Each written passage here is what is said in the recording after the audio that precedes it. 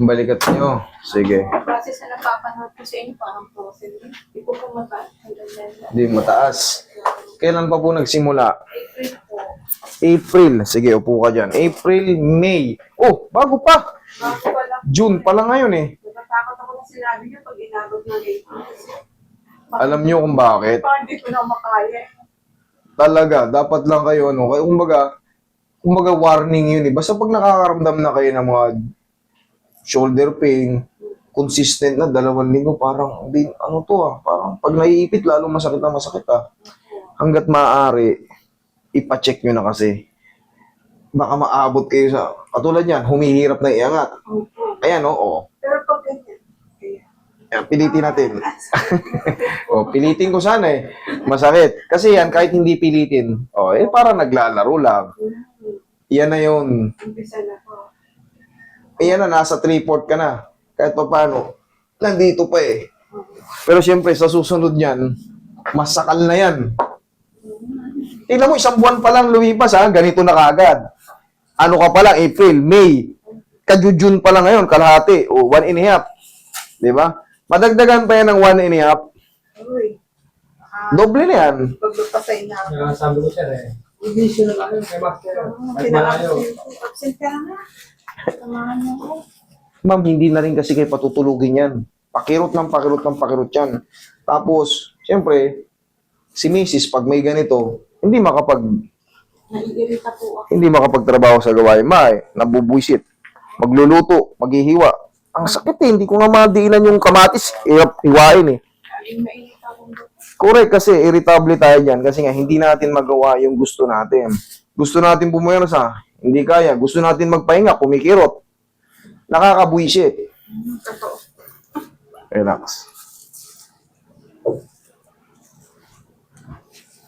Dito, masaktan man kayo, pero may aasahan kayong paggaling. Pero pag sa bahay, natabig kayo ng anak mo or hindi sinasadya ng mister mo, nadiinan or natabig, wala kayong aasahang reliefness or paggaling. Talagang madodoble-doble lang yung sakit. Dito, isahan na lang. Aray, pero mamaya, medyo lumuwag na. Parang kaya ko na. Siyempre, sa mga susunod na ituturo kong stretching, gradually, hanggang sa nakabalik kayo sa dati. Kaysa naman, hanggang 8 buwan kasi yung masakit. Ito si ma'am, 1.5 buwan. Nandito na. Tumitigas na. Pag nadagdagan pa ulit, sabi yan, 1.5 buwan ulit. Yung ganito niyan, susunod yan, pantay ng ganito yan. Okay? Tapos, iba pa rin yung parating na kirot pa. Hindi lang naman yun, tumigas lang. Hindi yung parating pa na kirot. Yun ang nyo, kasi susugatin niya yan eh. Yung sa loob, yun tinatawag natin glenoid labrum. Napakasakit po. Napakasakit talaga, Kuya Eddie. Hanggat maaari, awatin na natin.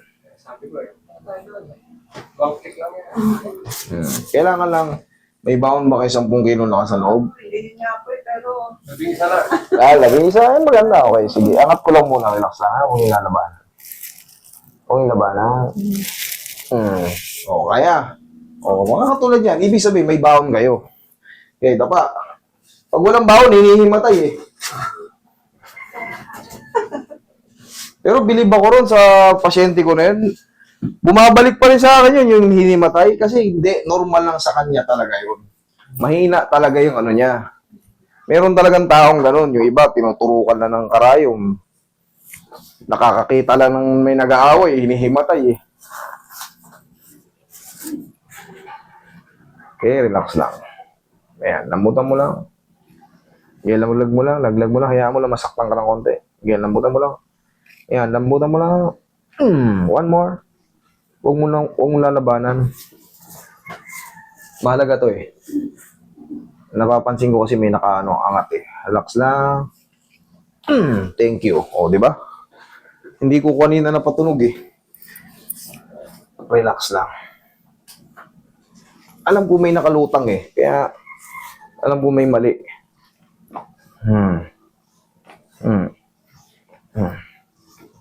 Alright, massage mo si madam. Diyan ka lang, ma'am. Okay ka lang dyan, ma'am? okay na po. Sige. Tama lang, hindi pwedeng hindi humingi. Yari tayo. Sige, dyan lang muna.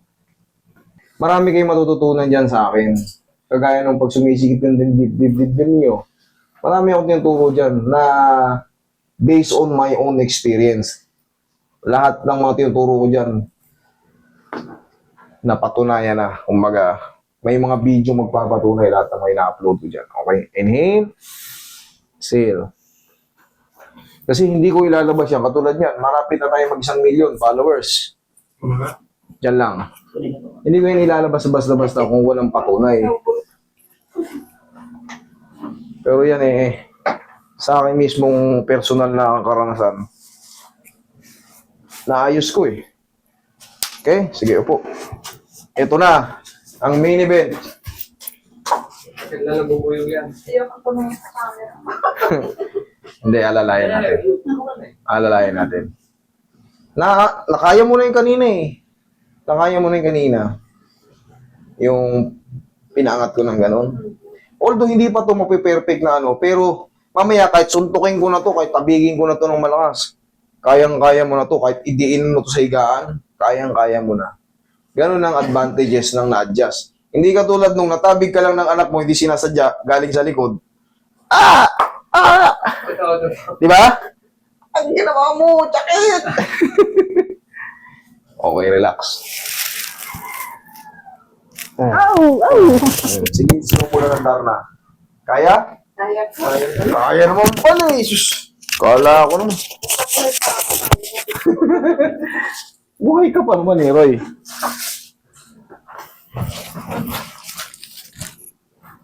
Relax lang. Basta wala kayong sakit sa puso.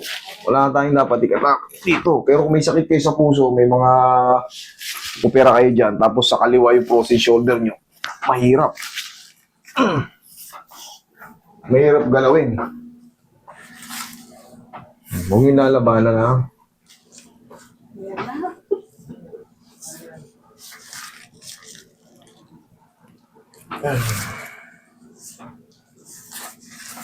Last na to, final na to.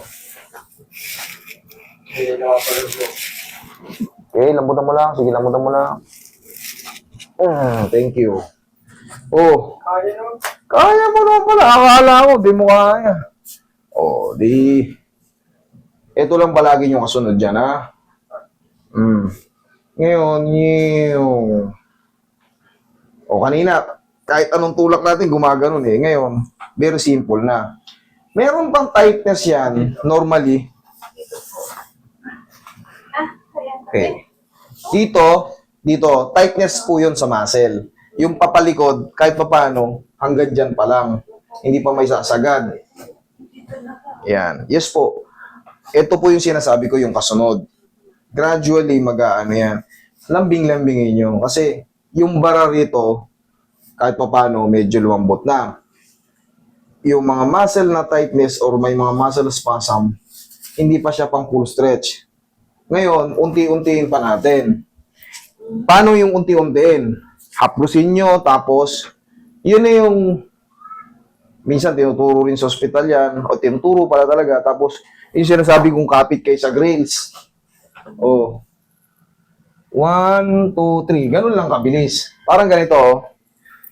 Nakikita nyo to, di ba? Sige, doon kayo. Kaya pa? Yan, unti-unti. Ito yung sinasabi ko. Kaya pa? Yan.